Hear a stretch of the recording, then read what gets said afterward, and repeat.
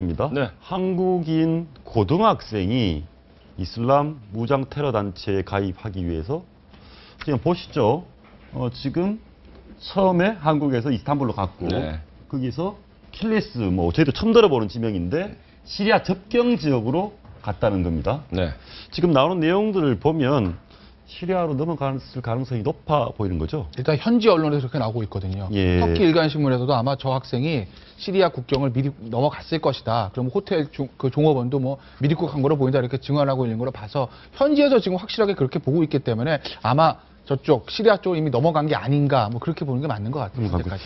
일단 보면은 호텔 종업원조차도 시리아로 넘어갔다 이런 얘기를 했고 이 킬리스는 관광지는 없는 곳이죠. 이슬람으로 넘어가기 위한 통로로 이용되는. 예. 그렇죠. 킬리스는 소규모 도시고요. 그 다음에 그 시리아나 이라크 그 북부에 이제 지금 IS 근거지가 있지 않습니까? 예. 그러니까 아예 전 세계의 IS 어떤 근거지로 가고 싶어하는 사람들이 이스탄불로 갔다 킬리스로 갔다가 국경을 넘는 이런 방식들을 많이 사용하고 있답니다. 그러니까 주된 통로죠. 그래서 이번에 그 학생이 지금 실종된 그 위치가 킬리스이기 때문에 IS 본거지로 잠입한 것이 아니냐.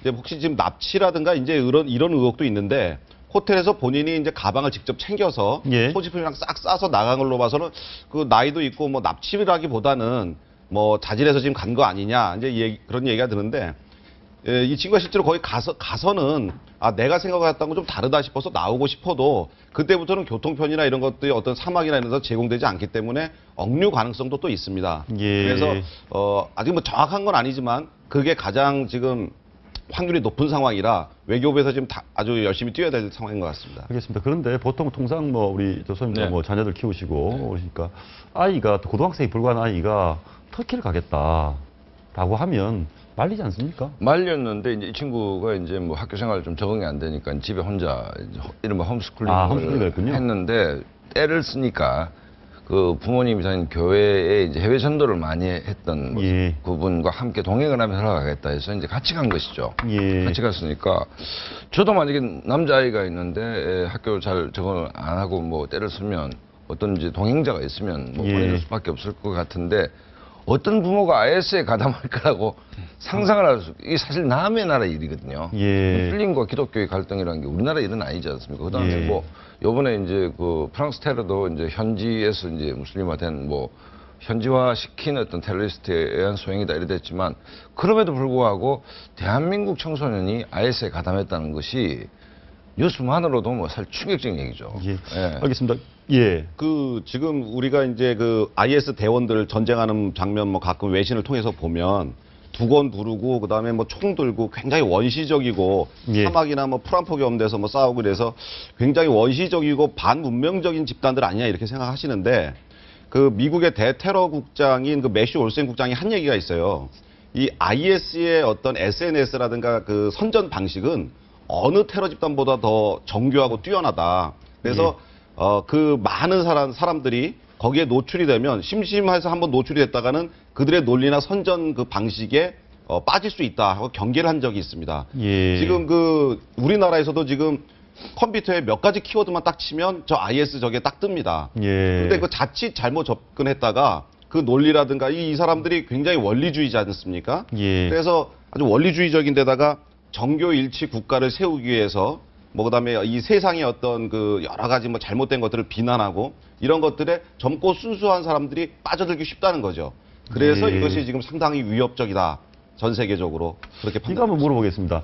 통상적으로 이제 지금 김군 네. 컴퓨터에 IS 깃발도 있고 그런 게 있었다는 거 아닙니까? 그럼 이제 우리나라 부모가 아이들의 컴퓨터까지 들다봐야 되는 시대가 됐습니다. 아니 그러니까 이게 10대들한테 이제 굉장히 미혹시키기가 쉬운 게 20대들 체계바라 티 한 번씩 다 입어보지 않습니까? 예. 그게 아주 이제 치결인 어린 나이에는 질풍노도의 나이라고 그러는데 이런 테러가 굉장히 아름답게 보일 수도 있는 것이고 이양수 평론가가 얘기했듯이 이제 IS가 굉장히 좀 젊은 층의 어떤 감성적 소구력이 있게끔 홍보의 기법이 발달돼 있다면 아직 좀 정신적으로 미성숙한 10대들은 미혹될 가능성이 충분히 있죠. 사실. 미혹될 가능성이 굉장히 충분히 멋있게 있다. 보일 수도 있는 것이고 그다음에 그게 홍보하는 게 아내를 설명 줄 수 있다. 그다음에 아내를 설명 줄 수 있다. 예. 그다음에 연봉이 얼마다. 이런 굉장히 유혹적인 어떤 그런 홍보 수단도 쓰고 있기 때문에 어린아이들이 봤을 때는 천국으로 보일 수도 있는 것이고 예. 그다음에 뭔가 이렇게 저 아까 사진에 나오는 뭐 검은 뭐 두건을 쓰고 총을 쏜다는 것도 멋있어 보일 수 멋있어 보일 수도 있고 그렇죠. 그러니까 체게바라의 그 게릴라가 뭐 이 투쟁 자체가 굉장히 전 세계 젊은이를 아직도 사실은 그 티셔츠가 미국에서 팔리고 있지 않습니까? 예. 그렇다고 본다면 어린 학생들한테는 충분히 유혹의 대상이 될 수도 있다고 봅니다. 알겠습니다. 이쯤에서 그런 얘기 한번 해보겠습니다.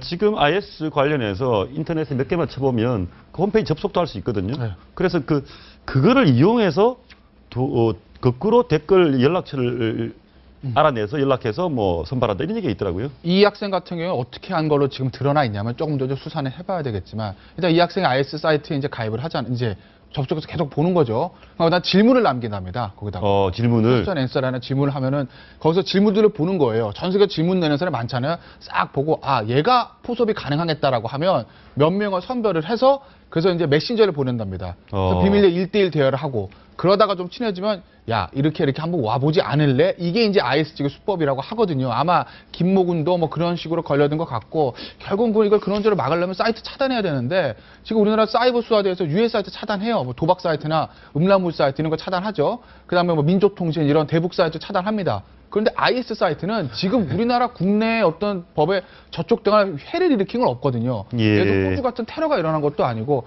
그렇기 때문에 지금 사이버 수사나 그 당국에서 봤을 때 이걸로 현재 유해 사이트로 지정하기에는 무리가 있었을 거예요. 그래서 놔뒀는데 이런 일이 생겼다면 그러면 그런 부분들도 좀 적극적으로 검토를 해봐야 되겠죠. 그래서 차단을 근원적으로 접촉 자체를 막으면 그러면 막을 수 있겠죠. 이런 김공과 같은 형태를. 좀 근본적인 얘기 하나 물어보겠습니다. 전 세계적으로 지금 2만 명 가까운 사람이 IS에 가입했습니다.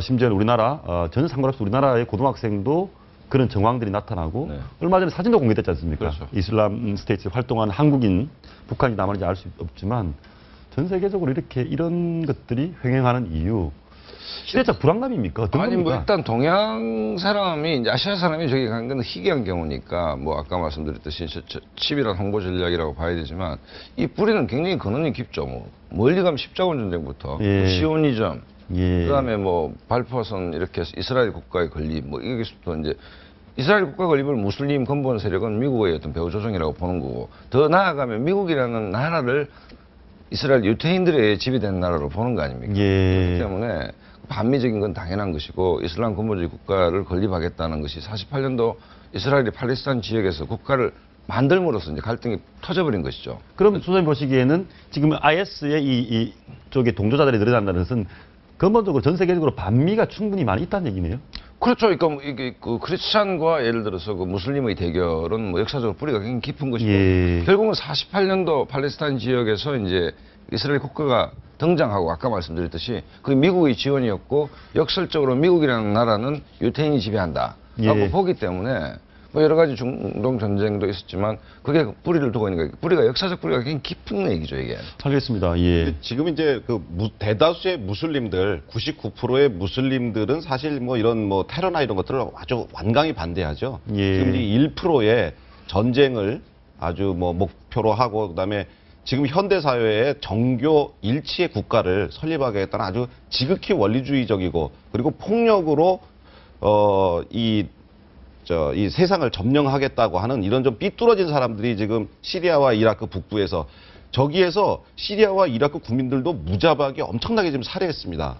자기네들이 무슬림을 뭐 신봉하겠다 그러면 무슬림을 믿는 사람들을 보호해줘야 되는데 그 시리아 이라크의 무슬림들도 또 무지하게 아주 잔혹하게 살해하고 이제 이런 상황들을 봤을 때 이 IS는 상당히 삐뚤어진 그래서 이제 서방 국가에서 힘을 합쳐서 지금 뭐 공격도 하고 그랬지만 실제로 상당히 세력 규모가 크고 그다음에 거기가 아주 척박한 땅이라서 군대가 들어가기 좀 어려운 상황이고 국제적 문제 뭐 이런 것 때문에 못 하고 있는데 이 집단이 지금 서구 뭐 독일이니 뭐 북구 유럽이니 이런 데도 좀 계속 지금 테러를 계획하고 있다는 정보가 있고요. 특히 우리나라도 이제는 더 이상 안전지대가 아니라는 그런 얘기도 나오고 있습니다. 이게 좀 심각한 게 뭐냐면 과거에는 이제 테러리스트들이 가서 이제 파괴를 하는 경우인데 이제 현지화되는 이유가 뭐냐면 우리도 지금 이제 그 제3세계 그 자들이 많이 들어. 많이 들어와 있죠. 한국 많이 들어와 있죠. 유럽 같은 경우에도 저성장에서 이제 뭐 노동력이 없으니까 많이 들어갔죠. 북아프리카. 그렇죠. 이 무슬림들 많이 이민을 받았죠. 지금 파리 문제만 하더라도 슬럼화되고 있지 않습니까? 예. 그다음에 이제 제2등, 3등 국민화되고 있지 않습니까? 이 사람들이.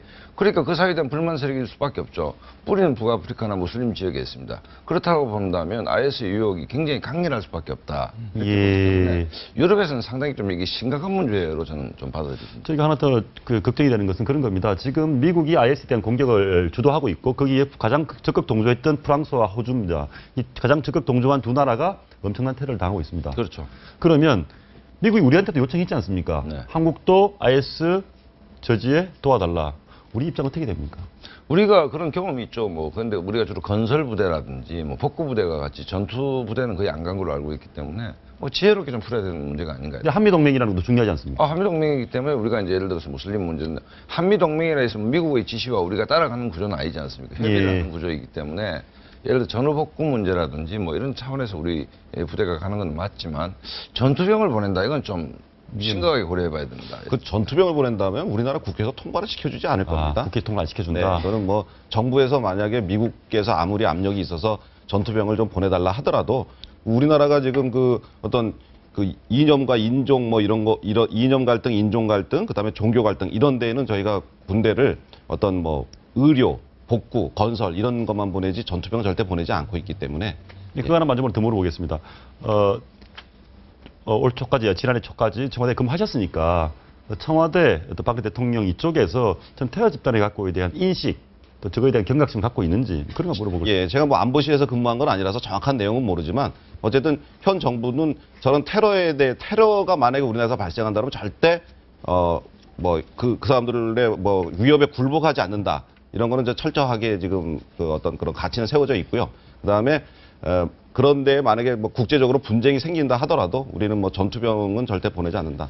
근데 한 가지만 좀 아쉬운 게 뭐냐면 저희 이제 우리 이제 정보위원회에 국회 정보위원회에 이제 국정에서 보고를 할 때 우리 이제 사진도 나오고 했었지 않습니까? 뭐 한국인으로 추정되는 사람이 예. 있다고 했을 때 저희 국가정보원에서 전혀 그 현실적으로 파악할 수가 없다 지금 이렇게 돼 있어요. 그래서 예. 국제적으로 지금 긴장이 고조되는 곳이기 때문에 저쪽에 어떤 정보에도 좀 앞으로 좀 많은 정보를 가지고서 판단할 수 있는 근거가 될 수 있습니다. 알겠습니다. 제가 한 번 거기에 부연했으면 제 경험인데 제가 예. 카불을 오래전에 여행한 적이 있어요. 아프가니스탄, 예. 전쟁 직후인데 굉장히 위험한 지역이었거든요. 그렇죠. 근데 거기에 그냥 그 영어를 전혀 못하는 이모와 그 조카가 선교한다고 막 들어와요. 그래서 이게 그 외교부에서 좀 차단을 해야 되는 문제인데 예. 그게 막 이렇게 다니는데 그게 굉장히 목숨 걸고 다니는 문제거든요. 그렇기 예. 때문에 이양수 평론가가 얘기했듯이 이런 위험 지역 같은 경우에는 외교부에서 좀 타이트하게 야. 그 우리 내국인들, 우리 대한민국 국민들이 가는 것을 좀 막을 필요가 있다는 생각이 듭니다. 알겠습니다.